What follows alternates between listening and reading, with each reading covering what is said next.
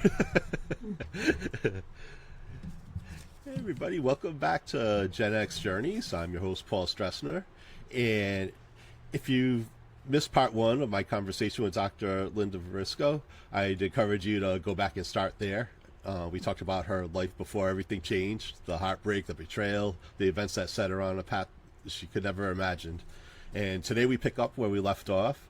Dr. Linda is the best-selling author of the Girl with the $1,000,000 Smile trilogy, and in this episode, we're diving into one of the most difficult chapters of her life. Well, I mean, there was a few among them, and how she endured federal prison, rebuilt her life, and ultimately found purpose in sharing her story. So, Linda, welcome back to Gen X Journeys. It's a pleasure to be here, Paul. We had so much fun the first time. Yeah, definitely. This is my first two-part series of the podcast. Making history here. um, yeah, so we kind of touched on it last time where when everything just came crashing down and you found out that you were getting a prison sentence. And it reminded me again, it was for 13 months, but then you had to serve That was 10. a year. It was a year and a day, Yeah, which translates in prison terms to 10 months. Okay, You have a choice of doing 7 at the camp and 3 at a halfway house, or 10 months at the camp. Mm-hmm. Yep. And you had 2 or 3 months to turn yourself in because they gave you a chance to see the kids graduate. Right. They let me self-surrender. So I was sentenced in March, and then I had to self-surrender on June 1st, 2018. Okay. That was pretty memorable. So what was that? It seems like a lot of your story. It's stuff that you see like on TV and the movies. You don't expect to see in real life, but it's actually happened to you. Okay, so let me talk about the self-surrender. Okay. Because that was bad enough in itself. Mm-hmm. So June 1st, we leave my house. The camp is in Sumterville, Florida, which is basically outside of Orlando and Tampa, like 45 minutes. It is truly the asshole of the world. It is cow country, okay? So, my father's wife, Aunt Pat, she drove me there, and my daughter she was the person responsible to play all the music. And my phone kept ringing, people saying goodbye, and I was just like, just let me go in there and get this over, Mm-hmm. So we get off the exit, and we're driving through cow country, and we finally wind up, it was called Coleman Camp. And Coleman is one of 5. So it's the camp, the low, the medium, and then 2 penitentiaries all make up Coleman. You know Whitey Boulder? Remember Whitey Boulder? Yeah, he's from up He here. was in one of the pens. Okay. And the mob hit him on transport. He was dying with cancer, Mm-hmm. and there was a hit. So they got him. It doesn't matter how many years later, they still got him. Anyway, the camp was completely open. And the women, it's a working camp. So the women handle the commissaries. The women handle the vehicles, the landscaping on the entire 25,000 acres of this property. Mm-hmm. And they have an area where you could work. So let me explain to you that the camp has no bars. We can freely. They do something called a recall at nighttime. You have to be in. They run a buzzer, a loudspeaker over the whole system, and at 8:30 we got to be inside. That's it. Mm-hmm. Then 10 o'clock is called count. I never knew any of this stuff. So they count you. So you stand outside your bunk, and they come around and they count to make sure all the girls are accounted for. Okay. Was this was this like kind of open, or was it in a cell, or what? No cells, no okay. nothing. Yeah. We had an open bunk, 2 people to a bunk. One was on the top, one was on the bottom. Mm-hmm. So the day of the arrival, we turn off the exit and we're driving like 20 minutes in the middle of nowhere. When I tell you cow country, and we pull up to what, it says FCC Medium, Coleman. So, my daughter's like, Ma, I don't know if this is the right place. So there's nobody in the parking lot, right? So she goes, Ma, stay in the car. She gets out, buzzes, and an officer, answers her, can I help you? She said, my mom has to self-surrender by 12 o'clock. Now, if you're not there by 12 o'clock, you're considered runaway, and then the marshals are out, whatever, on the lam or whatever they call it. Mm-hmm. So it's like 20 after 11. She knocks on the door. He says, is this the right place? He goes, yes, you're in the right place. And the door's open, and this guard comes out to talk to my daughter. And he asks her my name, and he goes, yeah. He says she has to be in here by 12 o'clock. So my daughter says, okay. And she comes back to the car, and she said, Ma, this is the right place. You have to be in by 12 o'clock. You want to go and grab a cup of coffee? I look and I go, we're in the middle of nowhere. 20 after 11. The exit's like 30 minutes or 20 minutes from here. I said, are you kidding me? She goes, okay, so we sat in the car. Now I knew they were going to do this strip search, and I knew what was coming. So I definitely wore old yoga pants and old sneakers and stuff. Yeah. So everybody was quiet. The three of us was quiet in the car. It was like you could hear a pin drop. And I said, you know what, Gianna? I'm going in. I got to get this over with. Sitting here with you guys in this moment of silence is not helping. Okay. Yeah. We just go in and get this over with. I said, okay, listen. I said to my father's wife and my daughter, I said, I'm going to walk through that door. I am not looking back. Okay. Because it's hard enough to do this. Mm-hmm. So as I approached this place, the doors opened, and I said to them, I said, bye-bye. I turned around. I blew them a kiss. I heard my daughter from the depths of her soul let out a cry. It was horrible. It was absolutely horrible. And I never looked back. I walked in, closed the door. The guard said to her, he said, don't worry, we'll take care of her. 10 months is like a long weekend around here. And then the doors closed. Now I was in receiving. So this guard comes out, another guard comes out. He goes, hi, Officer Nasser. I'm here to process you.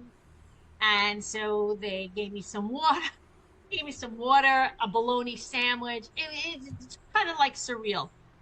And they fingerprinted me. They took the pictures. They make an ID card for you.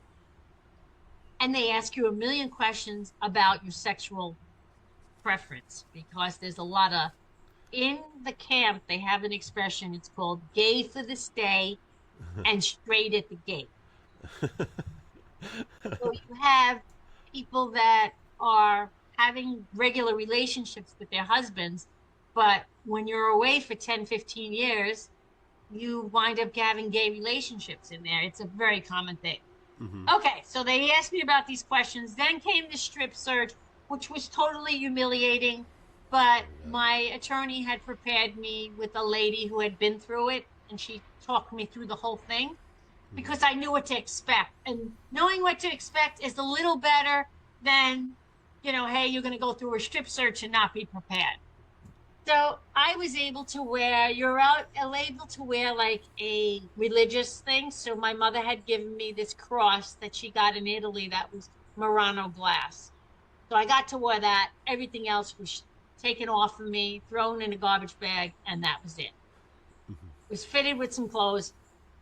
And then everybody in the camp wears green. We look like park rangers, okay? And on the weekends, we're allowed to wear gray sweats. That's literally your entire outfits for, the time that you're there.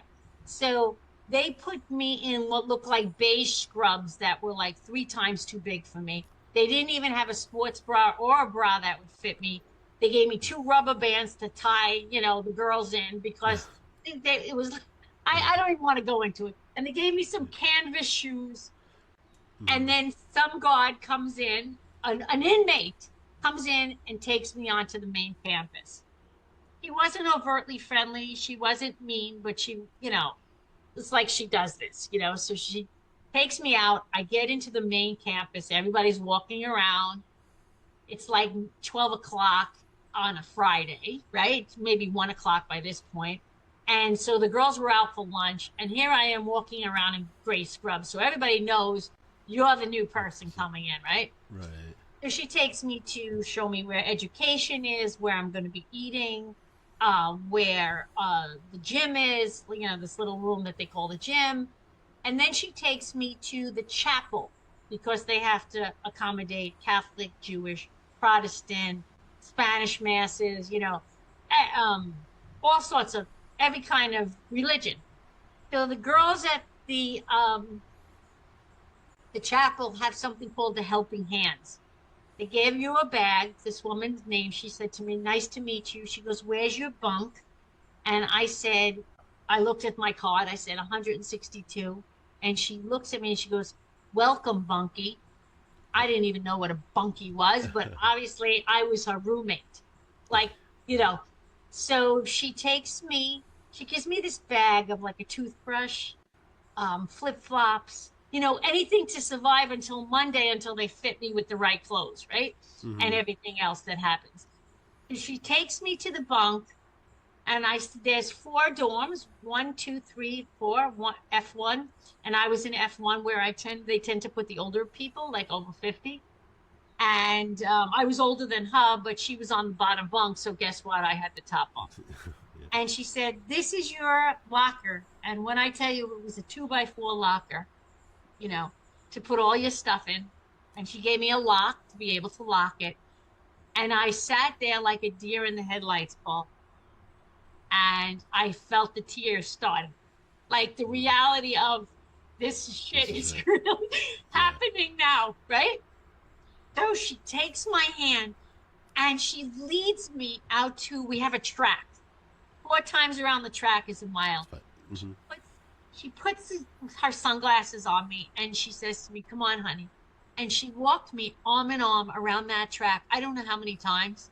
Oh. She said to me, "If you're going to cry, you need to do it now and get it out here because otherwise the girls are going to eat you alive. Mm-hmm. You gotta, this is your reality, Linda, for the amount of time." And that is, oh my God, my phone is ringing. I'll just ignore that for now. And this is your reality right now. So I walked around with her. She brought me back. It might have been like an hour we walked around. I calmed down. And then I had to learn the way of the land.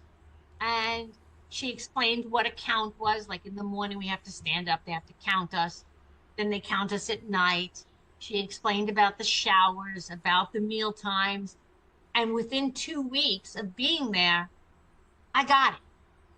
Mm-hmm. I said to myself, I put a calendar up above my bunk and I said, I'm going to cross off the days and I'm going to get through this. And Yeah. that was my attitude. Mm-hmm. So over the 7 months that I did spend in the camp, I read 52 books. Wow. I learned how to crochet and I wrote my book.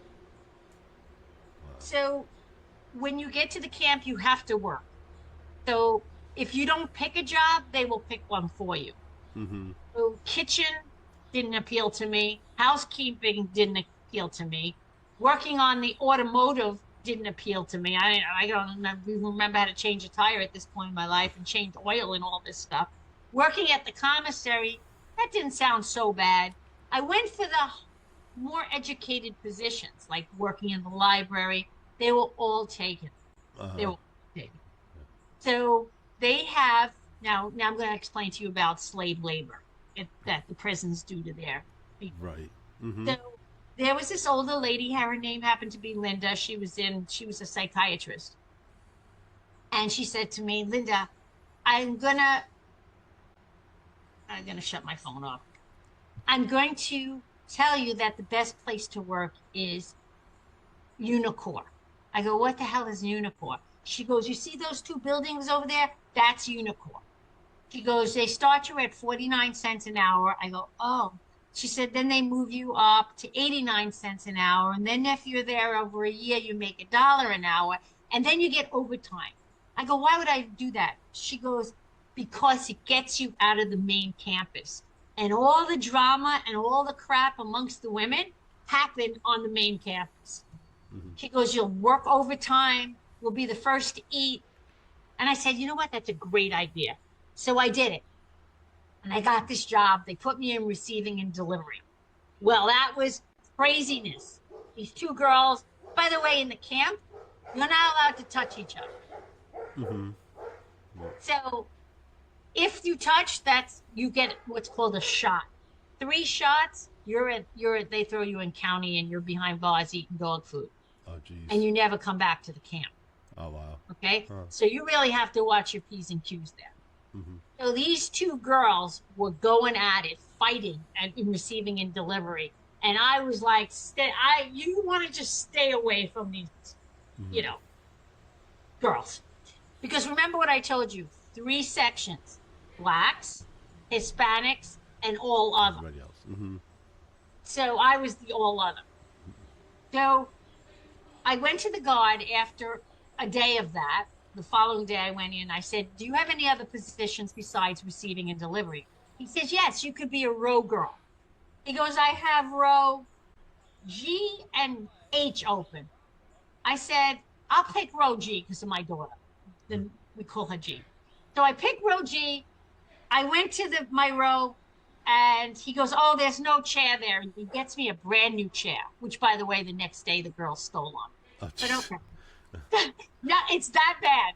Uh-huh. So I had to receive inventory. Like when stuff came in, you had to log it in on your sheet. And then when stuff went out for an order, you had to log it out and make up the shipment. It was really easy.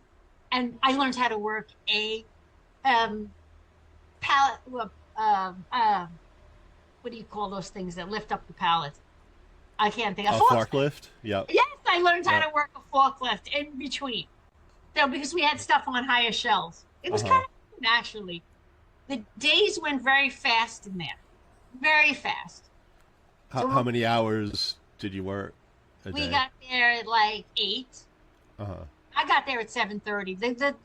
The warehouse was open at 7. Okay. So a lot of times I went for breakfast, grabbed a banana or something, and then went to work. Mm-hmm. The great part about the job was I had a desk. I was able to write. Mm-hmm. The job took me a total of an hour a day, maybe 2 hours if we got big shipments in. And that was it. But we had a refrigerator in there, so we can make tea, and we snuck out milk from the main line, and we would make tea. The problem was in the summertime, that was Hades in there. Hades, no air condition. We're wearing these rayon green outfits with work boots, okay? Mm-hmm. In the middle of Florida, yeah. Yeah, very hot, okay? So the average day I would bring a change of panties because you're literally soaked to the bone, and I didn't want to get any infections in this camp. And then in the wintertime, it was so freaking cold because in Orlando it gets down to 40 degrees. Yeah, you feel it. Yeah. We would freeze in there. Mm-hmm. And then there is love bug season. Do you know what love bugs? Yeah. My mom lives down there, and I've seen that. Yeah, these little bugs all over the place. Yeah, if you're driving, they're all over your windshield. Okay, so love bug season, they're flying all through the warehouse, up your nose, in your ears. You're so sweaty, they're sticking to your face. It was just horrible. Mm-hmm. So you guys know I was a chiropractor, right? So these hands are what saved me. Mm-hmm. They are what saved me. So there was the row next to me was this Spanish lady. She wouldn't talk to me. Do you have any questions for me, or should I just keep going? I know you're like, I have some questions down, and you're answering them as you're talking, so you're good. Just do New York style and interrupt me, Paul. Okay. So the girl next to me was from Puerto Rico. We had a lot of girls coming from Puerto Rico. They were in the cartel. transporting drugs. So one day, this bilingual girl, Ruth, comes up. She was in my dorm, and she said to me, Linda, they started calling me Doc, by the way, after Oh, this. Okay. they knew you were. Yes, they knew I was. They all know a lot of your business. Uh, So even though you don't tell them, that it kind of gets around. So she said, Mariana there can't move her neck. Do you think you could help her? And I said, yeah, I could help her, but we're not allowed to touch each other. She doesn't talk to me. She doesn't even speak English. So she says, could you help her? I said, yes. So what we did was we set up in my row, which was very big and very high. mhm. We set up a makeshift chiropractic table on a pallet. So I had the pallet, then I had, cardboard on top of it. Oh, okay. And I worked on her, and I did pressure points, and then I adjusted them. And somebody had to look as guard because you can't be touching each other, right? So we had a guard, not a real guard. Yeah, somebody watch it. Yeah, for you. Yeah. Yeah. And she would like, Linda, if somebody was walking by and it was dangerous, but we were actually inside the row. They were metal rows and they were high. So if you were walking by, you really couldn't see us back inside the row. Uh-huh.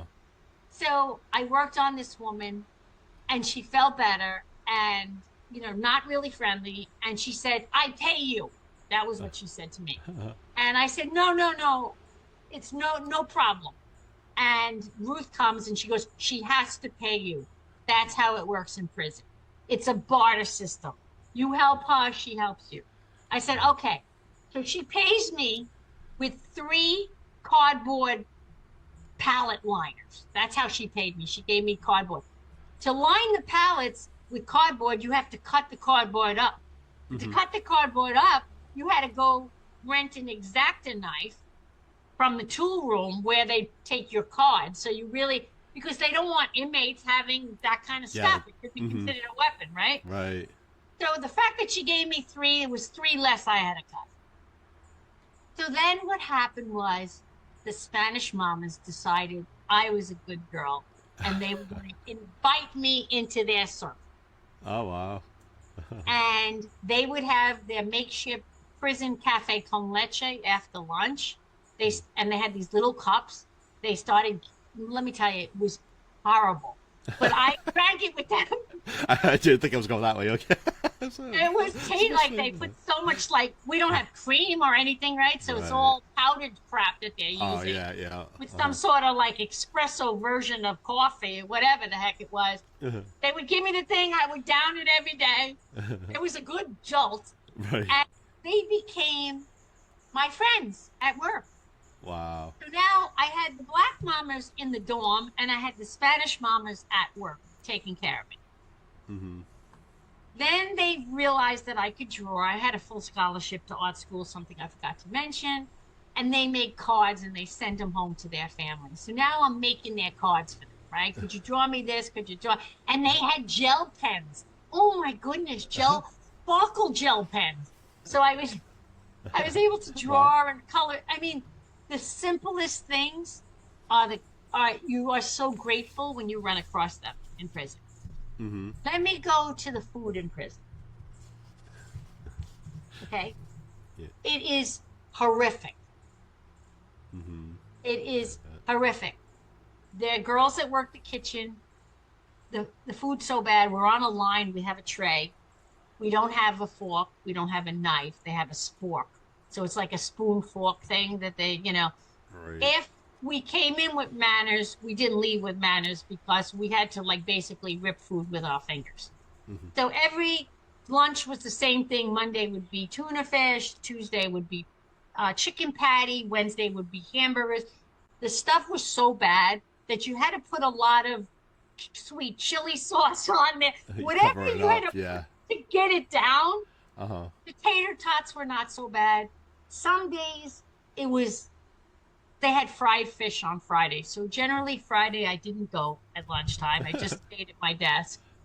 And I ate apples and peanut butter. They gave us peanut butter packages, and you open the corner and you squeeze it onto the apple. That was definitely more tolerable than the burnt frozen fish cakes that they gave us that smelled horrible. Yeah, You know, I bet. Yeah, I wouldn't even trust the fish there. you don't trust anything there, Yeah, babe. yeah. They were feeding us these green apples that my friend showed me. She goes, look, it says not for human consumption. I Oh go, my God. so what is it for? What are they? It to horses? I really didn't know. It was Uh-huh. crazy. It was absolutely. So I lost a lot of weight. I didn't Yeah. really have a lot of weight to lose, but I lost a lot of weight On because the last episode, we talked about how a lot of women on average gain like 35 pounds. It's because of the the first year, shit. Yeah, because of the shit they're like putting in their body. That's not yeah, not meant for because human they, consumption. Yeah. yeah, but they have treats at the commissary, like bags of chips, pretzels, Yeah. animal crackers, so you could eat. Okay. I will tell you that the Spanish mommers used to make their own. They would make a big thing of in the microwave Hmm. because the dorm had a microwave that we had all had to share, and it had an iron. So they used to make quesadillas. They used to Hmm. iron the quesadillas out, so you you can get the cheese, that isn't refrigerated, all processed. Right. Yeah. Hmm. So you kind of try to eat as healthy as you can. Yeah. With me, I walked that track. That was my like salvation. We were my family put money on the commissary. Plus Hmm. I started to earn money. So you can buy these little portable iPod things and you can listen to music. You can download for like 50 cents a song because we did have computers in the dorm, but we had no internet access. We Hmm. only had what we had to check our emails coming in from our friends and family. Yeah. Okay. So then my bunkie, she says to me, Linda, you need to schedule a video call for Thanksgiving and Christmas. If you don't do it now, you'll never have it. So they give you a 25-minute video call where your friends and family can actually see you. You got to be Uh-huh. dressed in your greens and so forth. So for Thanksgiving, my whole family was together and I was alone in this hellhole with my green army outfit on. And I did my video call and I could feel myself getting upset, but I didn't want my family to see that. Hmm. So I got off my video call and I walked the track Hmm. because you don't know what else to do. Right. You make the best out of a very bad situation, Paul, and that's what you learn to do. And there was I started a Pilates class for the women. Did I tell you any of this? You mentioned it on the last episode, but we didn't really get into it. So, did you teach Pilates before that? Did you do Yes, Pilates before that? Okay. yes, I taught Pilates, yogatis, we used to call it, yoga Pilates. I used to teach it to my patients on Monday night because they'd always say, Okay. Dr. Linda, how do you stay weight? I go, it's a combination of everything. You got to eat right. You got to keep your body moving.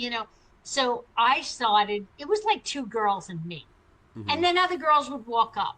And then before you know it, there would be like 30 girls there. And I would kind of like, we would do the class. And it was really, I did it twice a week.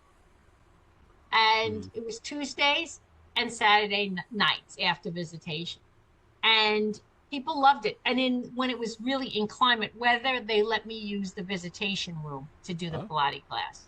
Uh-huh. So, Depending so on how who did how did that work? Did you have to like ask yes. for? So, Now let's talk about the guards because so there were some female guards in there that were just horrendous, horrendous, Paul, mean. mhm. And then there were some nice ones, and the same thing with the male guards. Some really nice ones and some real jerks. Mhm. So this one night, I had to buzz into the main. They're like in a bank behind the glass, right? So I buzzed in at the glass, and then and I said, "Can I get into the visitation room? I'm teaching the Pilates." And the guy's like, "No," they just nasty, nasty with me. And Mhm. then his wife was also a prison guard in there. And she's like, I could hear them. She's like, why'd you talk to her like that? Was that really necessary?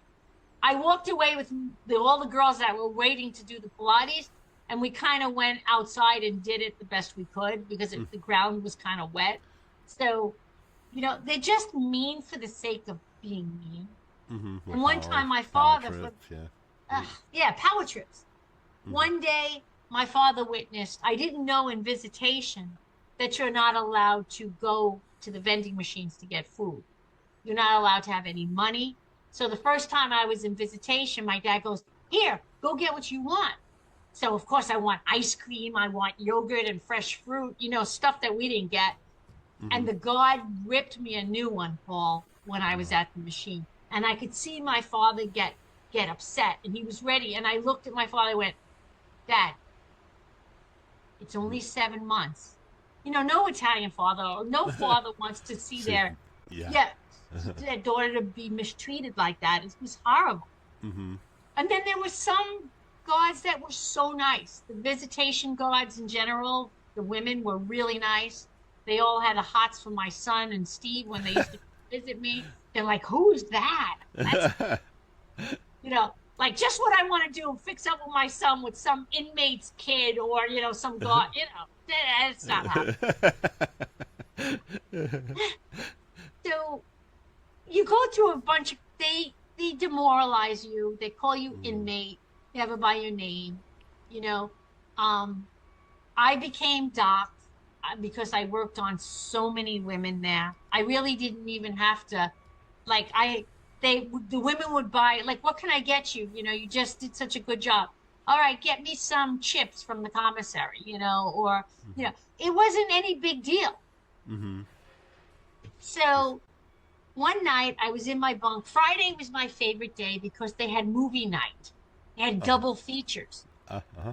So a lot of times on Friday night, the girls would come around and they would make like a Cracker Jacks popcorn. Mm-hmm.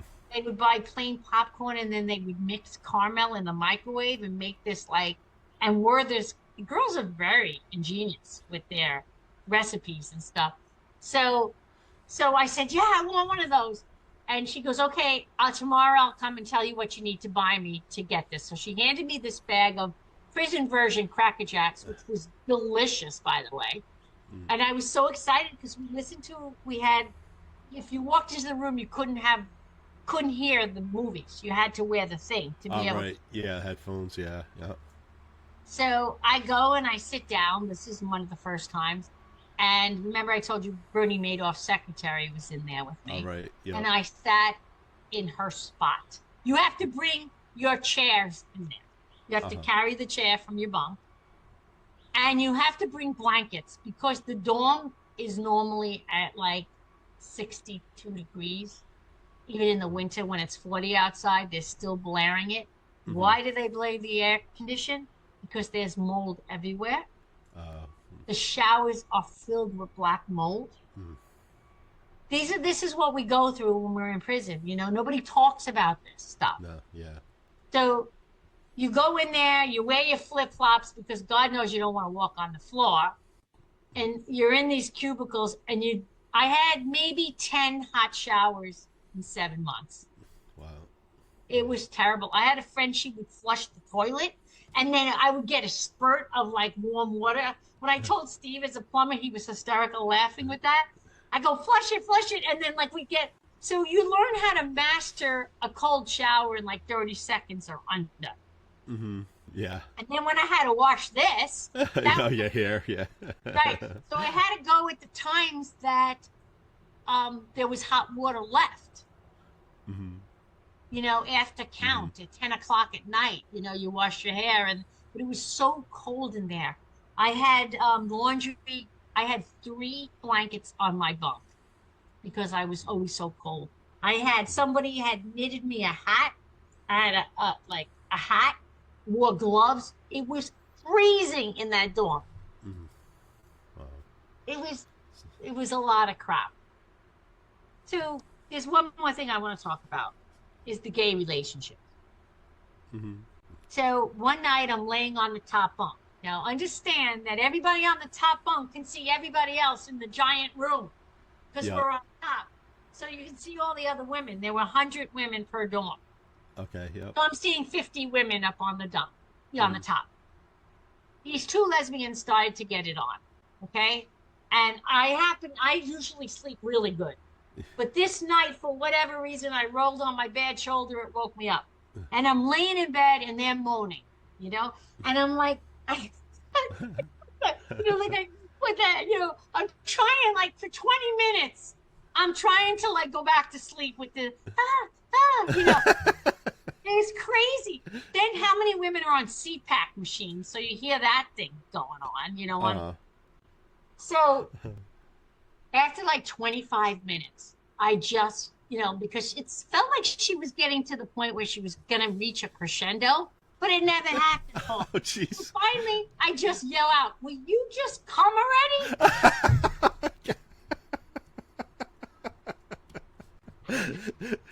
I must have been loud enough that like 20 girls started to laugh. They're probably all thinking the same thing. And everybody knew I said it because I have such a strong accent. Right, yeah. I didn't know where the rendezvous was happening. I could just hear the general vicinity of it. It was definitely happening on a bottom bunk because it wasn't happening on a top bunk. So and they got really quiet after that. Oh my God. It was crazy stuff. Crazy stuff. Wow. Do you have any questions for me? Because I could keep going. Yeah. What else? All right. So you, I like that. The idea that you started your book there too. Yeah. So you're like in prison there. You have nothing else to do but like with you get in your head, and so you gotta keep busy. Yeah. So the idea like came to your mind that I have. I always wanted to write a book, but I never had the time raising two kids on my own. Mm-hmm. But then my life started to really get like book material after the whole prison thing. I go, that's it. I got the time. So I started. I had a loose leaf paper and a pen. No way to type. No nothing. It was all done handwritten. And I would do different things. I would write different portions every day. Mm-hmm. And I kept it because if they found that in my locker, because they do searches, they would have taken that away. Okay. So I used to write most of the time at work. If I wrote in my bunk, I would write on a couple of pieces of loose leaf and then add it. So the stuff was hidden inside of a box. Mm-hmm. I knew where it was. I didn't want to confiscate it.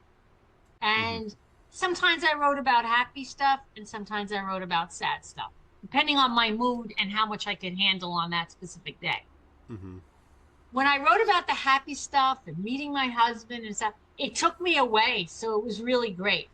Mm-hmm. When I wrote about the sad stuff, it was very hard because I was already in a very, antagonistic atmosphere. Right. Yeah.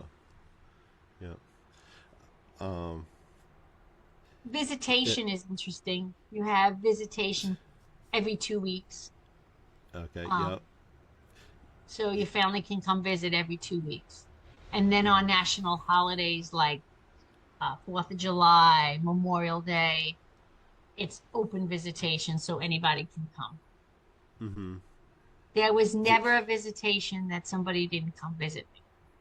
Oh, that's great. Did you have to pick a time, or was it picked for you, or how did that work? Okay, so the family gets there. They have to fill out the paper. They have to be pre-registered. They have to do checks on them.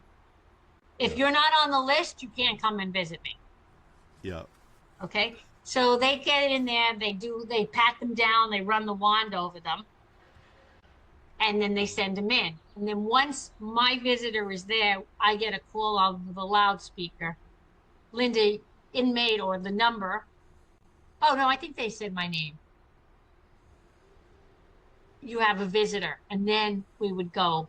But I always knew when my family was coming. So we were allowed 300 minutes per month on telephone calls. Okay.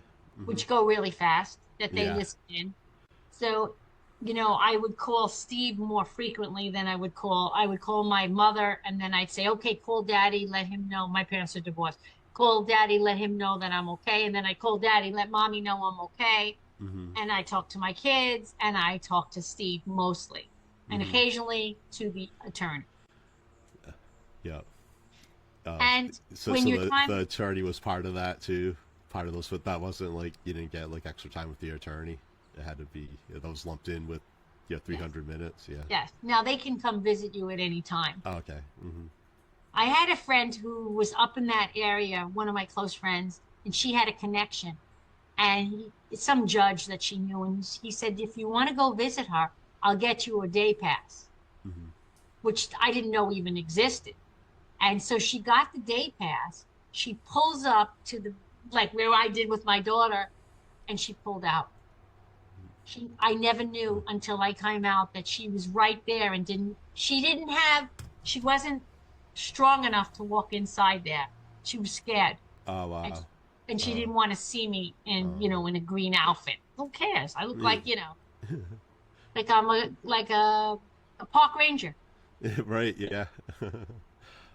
But were there any moments when hope was hard to find, or did you always have in the back of your mind that the Oh no. 7 months are going to go by? The once I got past the initial shock of being there, Paul, Mm-hmm. I just I just did my time, and there were times where I felt hopeless, but I went on that track with my music and I walked. I you do whatever you can distract yourself enough. I love to read, never had time. So that was great for me. I read a lot of biographies in there. I learned how to crochet with a bunch of girls. I don't know. I made the time pass and Mm-hmm. got through it. Yep. Yep. Um, There was this one time that Steve came to visit me, and we were outside because they have a visitation area that's outside. It's kind of enclosed. mm-hmm. And he goes, I have a surprise for you. I go, knock something in here? He goes, yes. I go, where is it? He goes, I got to go to the bathroom and take him out. I went, am I going to get in trouble? You're scared. Yeah. Yeah. So he goes to the bathroom. I'm sitting out there waiting. I'm having my ice cream because, of course, he bought me ice cream. And he comes out and he opens his hand and he hands me 2 figs from the garden, Oh. from my own garden. uh, They were warm because of where he kept them. oh my god, that's hilarious. Those figs, I was so excited by that. It was, and there's one more thing I want to tell you. There was a woman who worked at Unicor where I worked, Mm-hmm. and her husband would pick her up. They'd have a conjugal visit, and then he'd drop her back off. But one day, the satellites caught it. That's considered an escape charge. That's 5 years added onto your sentence. Mm-hmm. They caught her on the satellite camera. Oh jeez. Oh, Wound up, she didn't get an escape charge. She did get a shot. She had to go to county for like 10 days of dog food, but then they brought her back. She was very lucky because it could have been because she kept coming back. no. know, Yeah. But they're always, even though you don't see the cameras and stuff, Yeah. they're always watching. Right. They have to keep track of you. Mm-hmm. It was Yep. crazy. There were wild turkeys there, wild boars, things I never saw in South Florida that, when you're in the bush there, you see some stuff. It's crazy. Yeah, yeah. Unless you live there, you don't see that stuff. You see Mickey Mouse. You don't see the pens, but you can hear them when they allow the guys to go outside and work out. Like they get an hour per day, and when you're in the penitentiaries, they're behind bars, but you could hear that, which was really scary. Mm-hmm. They didn't when the camp was the only female part. The low, the medium, and the 2 pens were all men. So they didn't interact with us at all. Mm-hmm. I could keep going if you want. Yeah, what other thing that that comes to mind? Like you had talked about your husband, your ex, with the forgiveness part. How do you feel about the Ukrainians that were responsible? I'd say Oh, responsible for putting you in there. I'm over it. I'm Yeah. so over it. I don't waste the energy on them. Hmm. I told you the girl that they put in there, she disappeared off the face of the earth. So Okay. she ratted them out, and then I went along for the ride, Hmm. But no, they're down, they're not far from me. They don't talk to each other because I know a Ukrainian massage therapist that still keeps in touch with me. Uh huh. So he told me when they got out, they didn't do a lot of time because COVID hit and good time. So 8 years became four for them. Uh. Huh. So they Yeah. they kind of lucked out on that, you know. Yeah. Hopefully they'll won't be trying that again. Yeah, Who hopefully. knows? Yeah. Yeah. That's just Yeah, awful. awful. Yeah. And the yeah, I feel like the creativity stuff that you did that kind of helped you survive, and between Yeah, that and that also helped with your with your chiropractor practice, yeah. you I kept got in. practicing. Yeah, Yeah, yeah, yeah. Yeah, I it's like all probably this worked on resilience. at least 100 women over the 7 months I was there who had Hmm. sciatica, who had migraines, who hurt their shoulder. But I Yeah, didn't have any equipment. I just had my hands. yeah, So I would yeah. do pressure points, whatever I needed to do to get them better. And I did it. Hmm. I was really well liked. The day that Steve picked me up from the camp, you have to ride by the warehouse of Unicor. Hmm. And he brought in the car all my favorite things like the hard sourdough pretzels and all things I hadn't had. We got one piece of watermelon for like 4th of July. We got a Hmm. piece of cantaloupe one time. That was like the bomb to get a piece of cantaloupe. Everything was out of the can, so all the vegetables were canned. Yeah, yeah, yeah, Horrible. yeah. Like That's mush. not the same, And right? and then if they didn't nobody ate the string beans and stuff, then they would put like a tomato base and make a soup and serve it to you the next day. You Oh, know, oh, it was yeah. it was Gross, bad. gross. Yeah. It was it was gross. Anyway, he picks me up and we're driving out of the camp. He has to drive me to the halfway house. Mm-hmm. And I got out of the camp at 9 o'clock in the morning with all my um crochet stuff that I made and everything I wanted to take out of there. And um he had to get me to the halfway house by 2 o'clock. Mm-hmm. And if I wasn't there on time, I would be considered, then the marshals would be looking for me. So he drove like a bat out of hell to bring me home first so that we could have some private time before he brought me to the halfway house. Mm-hmm. And it didn't come out as planned. I mean, I was I was in shock. As we were driving out of the camp, all the girls from Unicor went outside the door and were all waving to me. Oh. And I started my eyes filled up with tears. And he goes, "Why are you crying?" I go, "I'm crying because they're still there." Mm-hmm. 10 years, Steve, for these mothers that are away from their kids. It's just horrible. Yeah, the kids It's, are like growing up and then missing yeah, everything. Yeah, yeah, it's yeah, just so sad. yeah. Uh, um, yeah. That. But the Did, halfway house was a whole other story that I could do. They robbed me in the halfway house.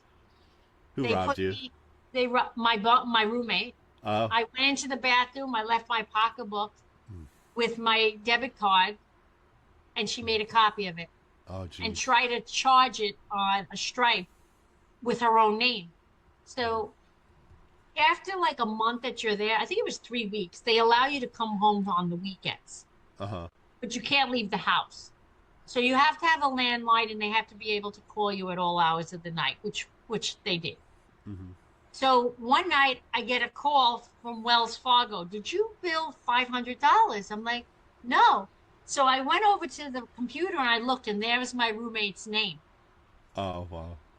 I mean, like, how stupid Wow. are you? Oh, Like, world's dumbest criminals. yeah. Oh my So God. Wow. I went to one of the administrators in the halfway house, and he's like, you need to make a police report. I go, over my dead body. You think I want to wake up with a pillow over my head to get in Right. the room with her? What a No position. way. Yeah. So he goes, no, we're going to move her to a different room. And the cops did come. I had to do a statement. She was at work during the time. And then that night they moved her to another room upstairs. And the next day the marshals came and got her. Oh wow. I don't know if she was 2 weeks away from being totally free. Oh jeez. Yeah. I don't know if she wound up back in county. I don't know if she got more time. I really don't know. And I really don't care. You know? Yeah. Yeah. Like after if she did make it those 2 weeks, she would have been back to doing Yeah, she stealing, obviously, sounds like. Yeah. right. Yeah. That's that word recidivism. What's the chances of these girls coming through and being rehabbed enough not to repeat their. So I remember my attorney saying, Judge, you will never see this woman standing in front of you again. Mm-hmm. Yeah, that's right. But all these other people, they can't even make it on the outside. This is what's so sad, Paul. Yeah. They can't. They don't know anything but selling drugs. So they're going to work and get a job at an ice cream parlor making $13 or $15 an hour, or they're going to sell a brick of drugs for $35,000. Right. Yep. So Yeah. It's just so frustrating. It feels like they don't want to rehabilitate you in prison. They want to keep the customers coming back and right.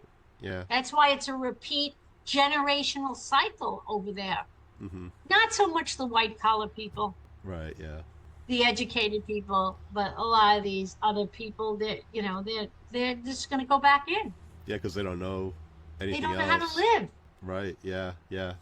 And they're not getting the help to, Yes, in to the be able to halfway house they have classes you have to go to, and there was this one guy I made friends with. His name was Red, because he had this bushy red beard and he was a ginger. And he left on a Friday night Mm-hmm. for his weekend, never came back. Oh, jeez. So he either went on a drug heyday, Mm-hmm. and then the marshals then you're on the lam until Right. they find you, and then you're going back to prison. Going back. It doesn't make any sense to me. Yep. Yep. Yeah, just like don't know anything else, scared, and maybe subconsciously they want to like get caught and and go back where they get 3 meals a day, and Right. their life is very structured. I don't know. yeah, meals, quote unquote. Yeah, meals, quote unquote. Yeah. Do you keep in touch with anybody that you met I do. there? Yeah. So I was in with this woman who got 33 years. I think I mentioned her to you. She Mhm. got out and reached out to me last June. And I go, Marion, how are you calling me? She goes, I'm out. President Trump, he pardoned me. And I said, oh my goodness. We spent about an hour on the phone. She gave me, when I left, there was this girl named Alcy. She was a Black woman. I loved her. She was so depressed. She lost her husband. She lost her kid. She got sentenced to a lot of time. She was in pain a lot. I worked on her a lot. She took care of me, and I took care of her. When I left, I took off my Murano cross, and I put it on her neck. Mm-hmm. And I said, when you come out, you give it back to me. Uh-huh. She said, okay, well, she's out. But turns out she got into a fight with somebody, was sent to county, and she lost the cross. Oh, So no. my mother was very upset that I gave that cross away. Okay. Very, very upset. Mhm. But I wanted to. I felt so bad for the woman. Yeah, and it probably helped at the time. So she's out. Marion's out. My roommate, Marion did 16 years before she was pardoned. Mm-hmm. So in October of 25, I put a pardon application in, which, by the way, is 25 pages of essays. It's not like, oh, let's fill in the blank, date of birth and address. No, essays. Why do you want to get out? What did you learn that's going to make you a better person in the real world? It was, and I printed up the application, and I spent a lot of time writing those essays. Then I brought him to my father's wife. I go, what do you think? Should we reword this? And then finally, I uploaded it into the site. So as of October of 2025, I have my application in to be pardoned. Oh, wow. And I hit the submit button, and that was when the government was closed. Remember October of Oh, last? right. Yep. Yep. So I get to say, I'm sorry, the government is currently on furlough. I'm like, Oh, oh, God. But then they did log it in that it was received during October. boy. Okay. I've been writing letters to the pardon department, and I've been sending letters to Trump, hoping that, I mean, my pardon would be after sentence completed, you know, but I need to lose the restitution that's over my head of $5.7 million. Wow. Wow. So when does when does the sentence officially over? The sentence, well, the jail time is over when you get out and you Right. finish at the halfway house. But then I had 3 years of probation 3 that I years, didn't okay. even realize. Because when he slammed that gavel down, I never heard the rest. Yeah, you were out of body. Yeah. Yeah. So I had 3 years of probation. I had to report to a probation officer. Like, she comes and does a house check. And she goes, you know, in the backyard, she goes in my gardening tool and she pulls out a machete. She goes, this has got to go, she says to Steve. He goes, what's the difference between that and the kitchen knives in the kitchen? What's the difference? He goes, this is a weapon. He goes, so is that. Right. Yeah. It depends how you're using it. Yeah. So he had to get rid of the machete. My son had, you know, nunchucks and stuff, you know, when he was doing taekwondo. All that crap had to go to my mother's house until I was done with probation, 3 years. It really wasn't bad. I had a good probation officer. She really didn't bother me much. She, you know, she knew that I wasn't going to get involved with drugs. She, you know, I was working. It wasn't a problem. The restitution is what I really want to get out of. Yeah. You know? And by the way, restitution follows you 20 years. Oh, okay. So I was 56 when they gave me it. So it'll come off when I'm 76 years old. Wow. Yeah. So what? Like anytime you make money, they take it, or do you have to pay like so much? When you're on probation, you have to give. When you're in the halfway house, you have to copy your check, cash it, and then give them 20% of it. That's like pays the room and board. I think it was 20%. It might have been more. I don't really remember. And then when you're working, you have to send back 10% back to the government, U.S. Treasury Department. Basically, you know, the IRS, U.S. Treasury, whatever you want to call it. When I stopped being on probation, I stopped sending money in. And that was a while ago. Nobody's bothered me. Okay. However, when I turn 65 and I reach Medicare, they're going to garnish it 10%. My Social Security. Yeah. This is the way of the system keeping people down forever. People make mistakes, and then you got to suffer for the rest of your life from it. Yeah. Yeah, that just frustrates me so much because I think the mistake was that you got scammed, basically. It's not like you were like doing all this. No, I wasn't, but I did know I shouldn't have let them use my tax ID number, so I do take responsibility. If you ask any girl that's in prison, she'll tell you she's not guilty. I was one of the few that said, hey, I screwed up.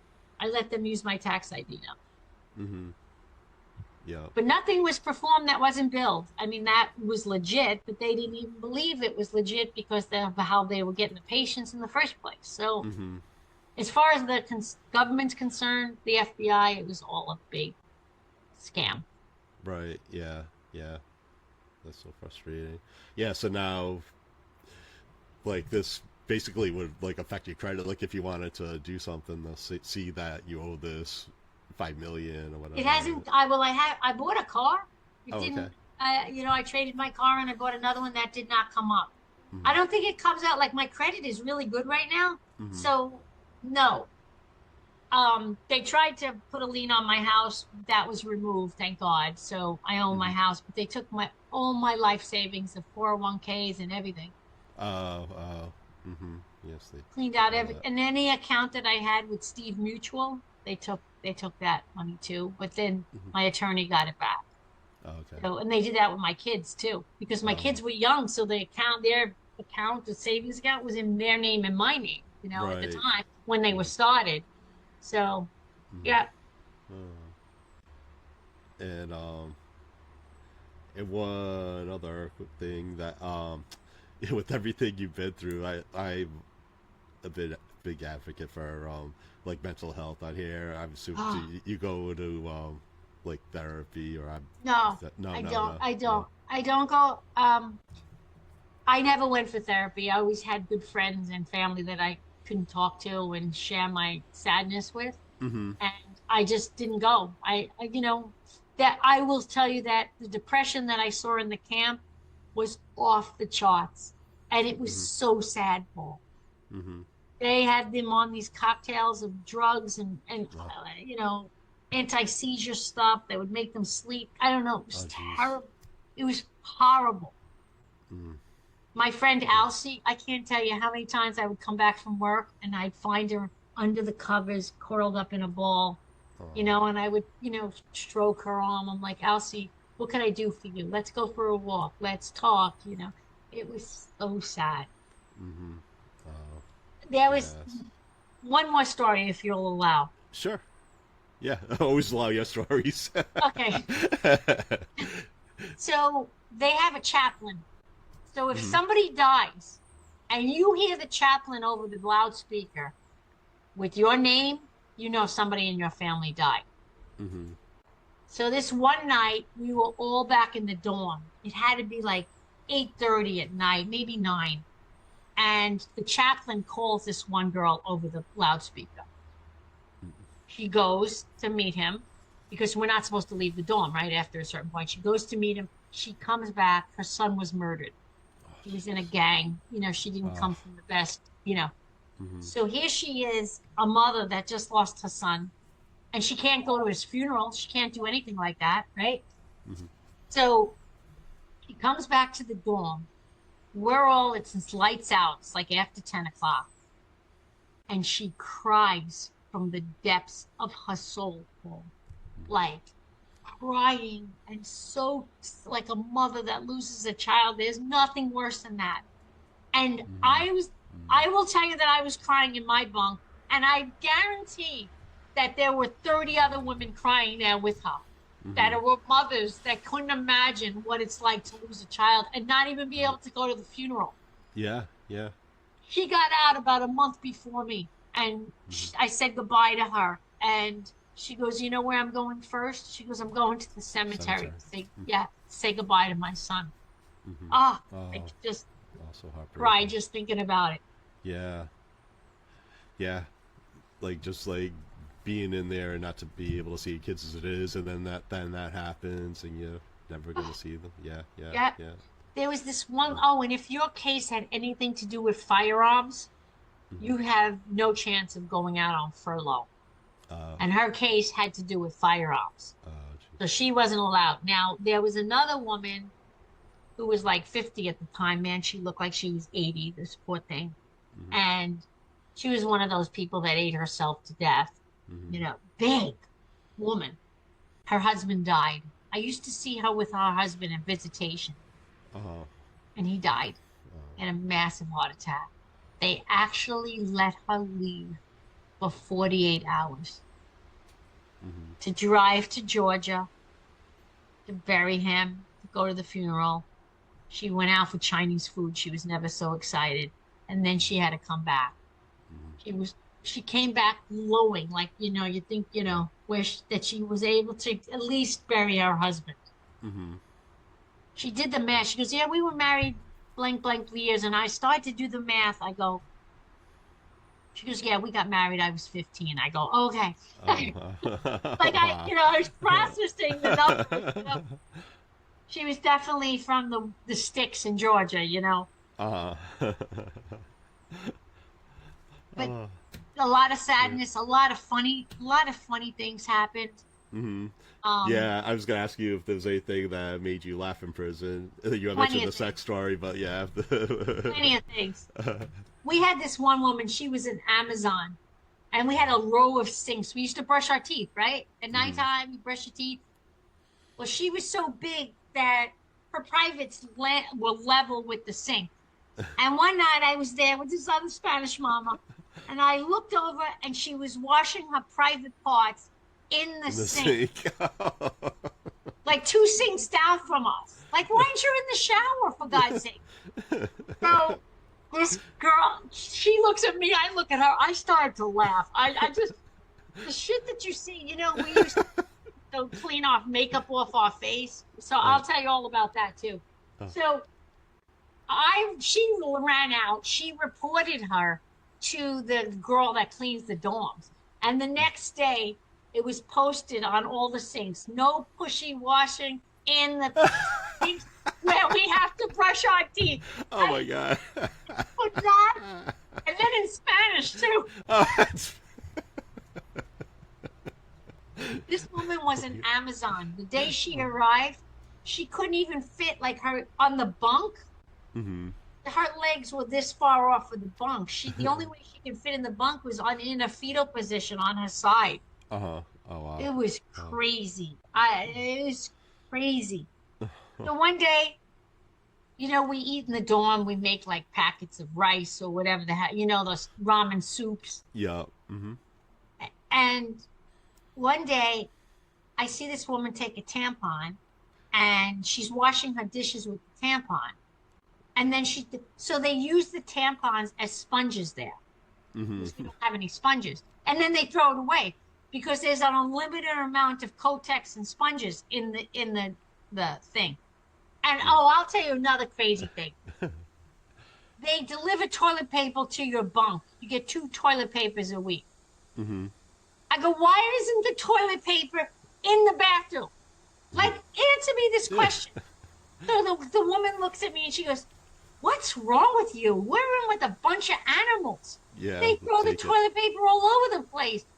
So one day, a fight almost got out because one girl accused another girl of stealing her toilet paper. Oh wow.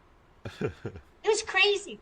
And then if you have to wake up at like 2 in the morning, I'm a little older, to take a pee, I had to climb down the bunk, grab my toilet paper, Right.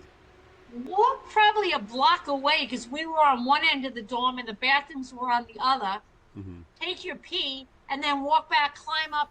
It was horrible. So I learned not to drink after a certain time at night because I didn't want to have to pee during the night. Right. I think it happened maybe 7 months, in the 7 months, 3 times. It's crazy. Well, I just could talk from now until doomsday about stuff that I witnessed. Yeah, that's amazing. Yeah, because unless you've been there, like none of us know what it's like in there. So yeah, it's good to hear from. It wasn't not as TV. Yeah, it wasn't as vicious as they make it. Like Orange is the New Black. It wasn't vicious like that because these girls were afraid to touch each other because you get thrown out. Right. Yeah. So it was really a no-touch policy. I did witness a lot of verbal fights. They told me that 2 weeks before I got there, there was a camp. There was a huge altercation in where we eat called the Main Line. 2 girls got into it. One girl broke the other girl's jaw. She wound up being in the hospital. It was a nightmare. And both of those girls will never return back to the camp. Oh wow. Just craziness. Yeah. As far as prison shows, I loved Wentworth. I didn't see that one. Yeah, I think it's an Australian show. I think it's on Netflix, but Wentworth? What is it called? Wentworth. Went and Wentworth. Okay. Yeah. So I think it's on Netflix now because then I started watching that, and then I tried watching Orange is the New Black, and it wasn't any good compared to Wentworth. So I loved that. Yeah. But I remember when Orange is the New Black came out. Yeah, that was huge. Yeah, there's a Gen X connection there because I think Andrew McCarthy was involved with that show. I don't know if he was a producer or he directed and stuff. So yeah. Yeah, so if anyone's listening today that's like made any mistakes that they feel like can't come back from, what do you want them to know? They're just chapters in your life, and just like the chapter will start and end, these bad times will do the same. You gotta get through them. That's all you gotta do. And then, you don't define your life by the bad times. Mm-hmm. Because let's face it, life's a roller coaster. And when we're on the top, we enjoy the ride. It's when we're on the bottom that we really do the most learning and growth. Mm-hmm. Those are the growth spurts in our lives, not when we're up here, when we're down there. That separates the women from the girls. So I love that analogy because, yeah, if you're like down, you go up from there. So, yeah, right, yeah. right. I love But when that. you're up here, you're not learning, you're just living and enjoying your life. But when Yeah.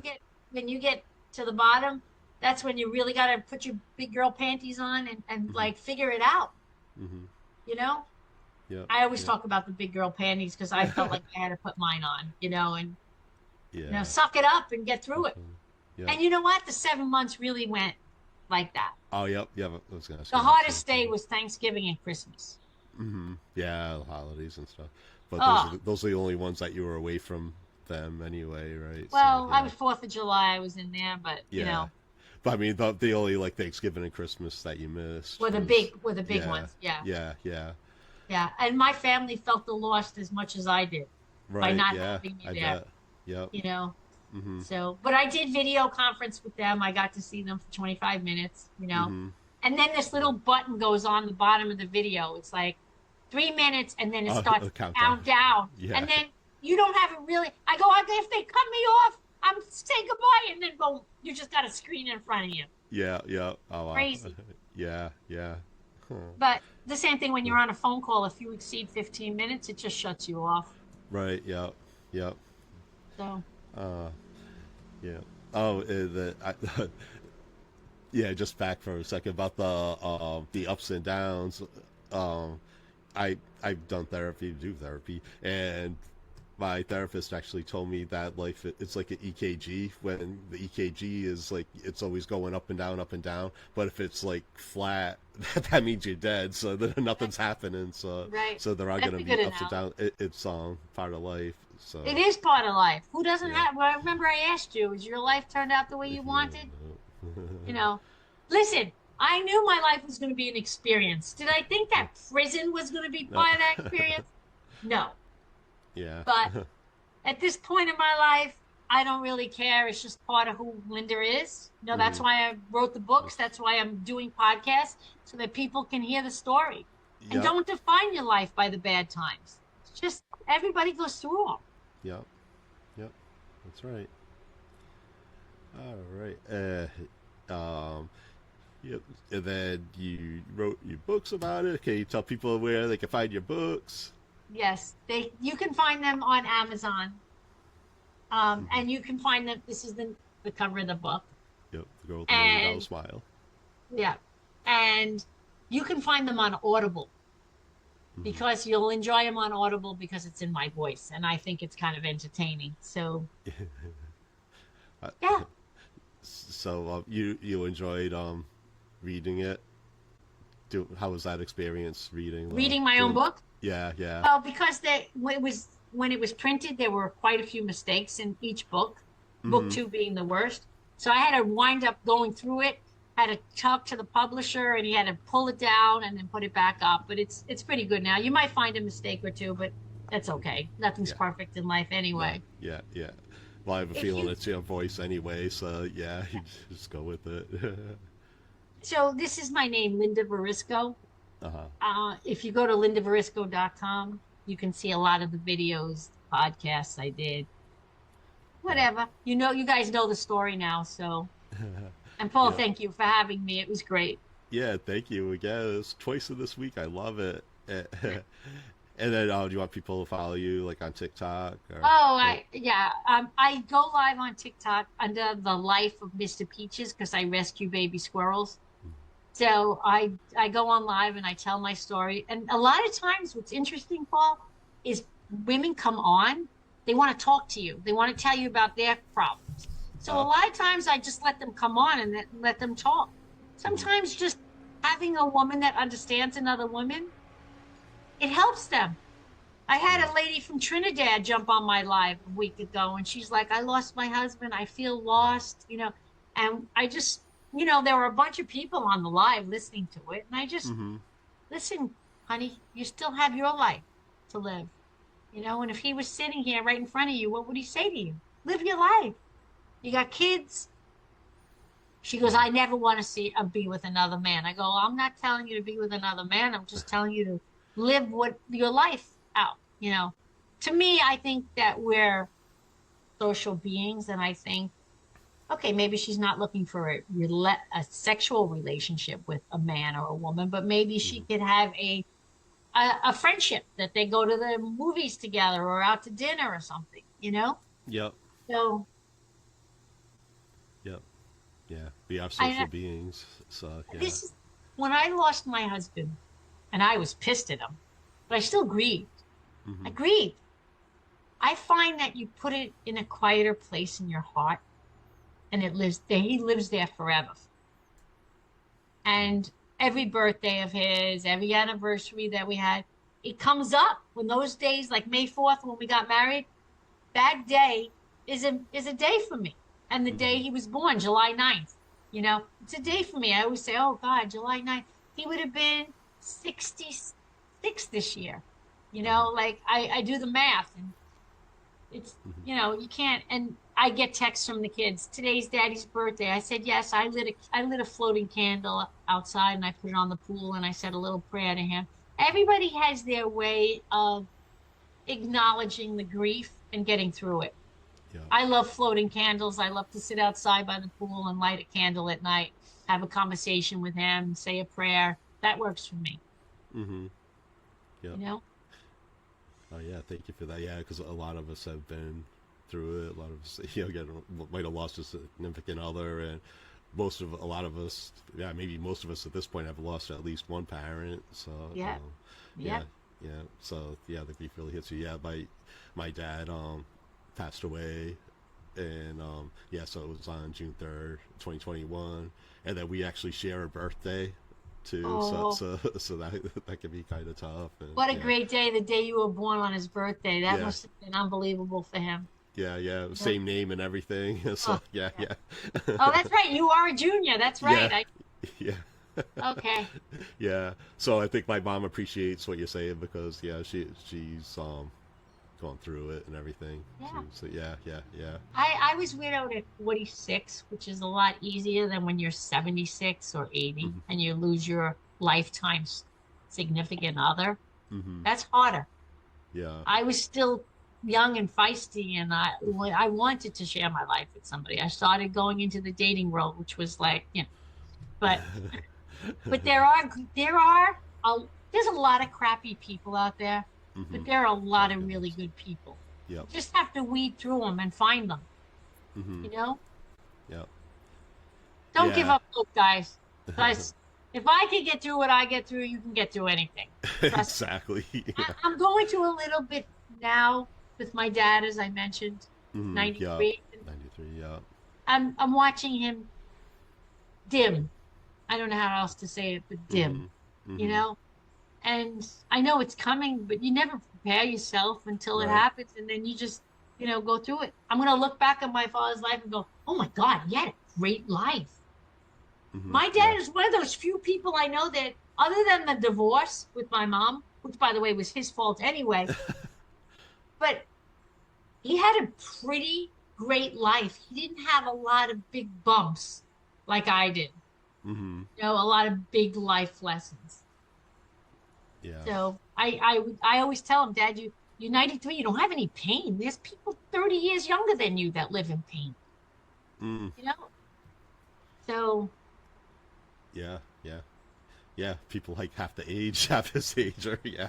yeah, Yep. he still has his children, he still has his grandchildren all around him. I mean, what Mm-hmm. more do you want in life? Mm-hmm. Yeah, he can't drive a car. He can't go in his workshop anymore. But he can go in the workshop with my brother when my brother's assisting him. It's just his balance is so bad, we're afraid he's going to fall. Right. Yeah. But I don't know. There's going to come a point where he looks at me and goes, I'm tired, Linda. And Mm-hmm. when somebody starts to say that to me, I know that they're kind of over the hump now. Yep. You know, they're Mm-hmm. tired of fighting it. Mm-hmm. And living in a 93-year-old body, you have to be a warrior every day because your Right. body is failing you. Yep. GI tract, how long does it take them to take a pee? The older you get, the prostate, let's, Mm-hmm. it's true. Yep. So, Yeah. Yep. So yeah, just be grateful for every moment. Yeah. and about aging girls, because aging is a big thing, it's just part of life. It's a change that we go through. And let's face it, it's not for the better. Mm-hmm. Yeah. But we got to keep going. I mean, just Mm-hmm. accept who you are. I look in the mirror, I'm always going like this. But on the neck especially. But you have to love who's looking back at you, and that's the bottom line. You got to know Mm-hmm. who you are as a person and be comfortable with that. And for me to come on your podcast and air all my dirty laundry, it's obvious that I'm very comfortable with who I am. Yeah, Yep. I'm just like everybody else. I made bad choices. I made bad decisions. I didn't listen to my gut. Mm-hmm. Yep. Yep. Yeah, we talked about that last episode, how important that is. And you Because, learn, you learn from your mistakes. So I should have listened yeah, to myself. So just be aware of that. Yeah. Yeah. Just today, I keep tracking this out. Just today, I got an email from vice president of publishing from Simon and Schuster, and they had a lot of details because I'm writing a book and I just got published in an anthology, and they had all details and everything, and it sounded promising. They wanted to talk to me about editing and stuff, and so then I looked at the email that it came from, and it was a legitimate person. The person's name is really the vice president, but then the in the email address it's at Simon Schuster, but is missing the U in Schuster, so it was like a scam. So like yeah, something in the back of my, like you were describing, like the hair in the back of your neck, so that kind of yeah. stood out, There's and then something's not right with I this. said something's not right, and then I found it. So yeah, yes, you gotta trust your gut when you got those hairs sticking out. Yeah, Yeah. you gotta trust that, and yeah. There's so many scammers out there. Be very careful Mm. of them. I got scammed for $20,000 on my children's book. Oh 20 wow. grand. Oh I wow. thought the guys were in California and they were in Pakistan. Oh yeah. Oh yeah. And with AI and everything, it's so easy for them to Yeah. do that. No, yeah, because they make it look real. Yes. Yeah, yeah. Yep, so be careful. Listen to your instincts. Yeah. You Definitely. trust me, I'm not making those same mistakes again. Yep, yep. I Mm-hmm. I met a guy who wanted to bring the book to a movie, and I had my friend come on the Zoom call with me. Mm-hmm. And during the conversation, she looked him up. Mm-hmm. And I get a text because she's in Indiana. I'm here. I get a text. Do not give this guy a cent. We'll talk after the Zoom call. Here I am being transparent about my life, right? And this guy's Right. got a bigger past than I ever did. Needless to say, and he denied it, by the way, uh, when I confronted him because I'm uh, not that type of person that just sits back. He denied it, and I just said, "Look, we're not going to work together." Mhm. And my friend said, "I just saved you $10,000." Wow. So, Yep. Yep, so be careful out there. yes, careful. Yeah, and that's what happens when you're like, we're both like open books, so our information's out there, so that's the Yeah, thing. Like, it helps a lot of people. I'd like to think that it helps more people than yeah, but it gives opportunity for the scammers to really get, they get your the information and details. so forth. Yep, yep, So yep. I don't Um, know how to end it. I just want to give encouragement to both women and men, but mostly women. Like, because this is a male podcast, I might as well say women and men. But life is going to throw you curveballs. And, I think I mentioned Steve lost a child to leukemia. My uh, other half. yep, uh-huh. And I think that lesson is a lot harder than the lessons I went through, Mm-hmm.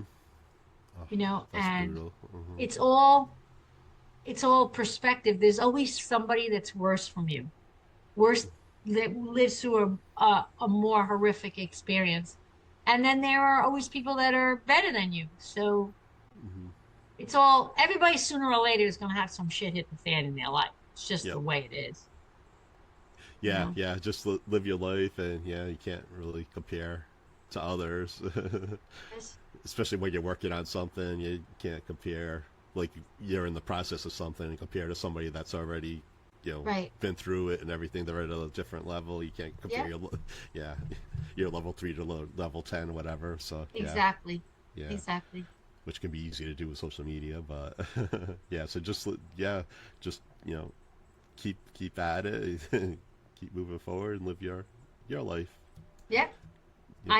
I am truly happy in my life now. So Yeah, I'm yeah, and doing I the feel that. plumbing. I'm doing podcasts. I'm getting the book out there, and life is good. Yeah, But it so wasn't always good. So just right. remember that you have to go through the crap to get to the other side. That's what I Yep. always say about grief too. You got to go through it to get through to the other side. You got to Yep. feel it. You Mm-hmm. got to feel your mistakes, feel what you did wrong, understand it, and then never repeat it again. I should have been a counselor. There you go. Well, you're helping people now. You're doing counseling, basically. Yeah, Giving your story. So thank you for that. absolutely my Yeah, pleasure. yeah. And thank you again for joining me this week and giving your time and helping a lot of people out. I really thank you so much. And I yeah, hope people had a good laugh on some of the things. yeah, definitely. Okay. I And, think I hope they took something away too. yeah, You know? yeah, and yeah. Anybody's listening, let us know. Drop in the comments. I want to hear from you. Yeah, I want to thank everybody for listening and watching. And thank you, Linda. I really appreciate this. No problem, Paul. You and I will Uh, stay in touch. Don't worry. You yeah, can't get rid of definitely. me so fast. I love it. We'll do a TikTok live together. Yeah, that sounds great. Yeah. All right, everybody. We'll see you next time. Take care. Ta-ta for now. TTFN. Enjoy the weekend.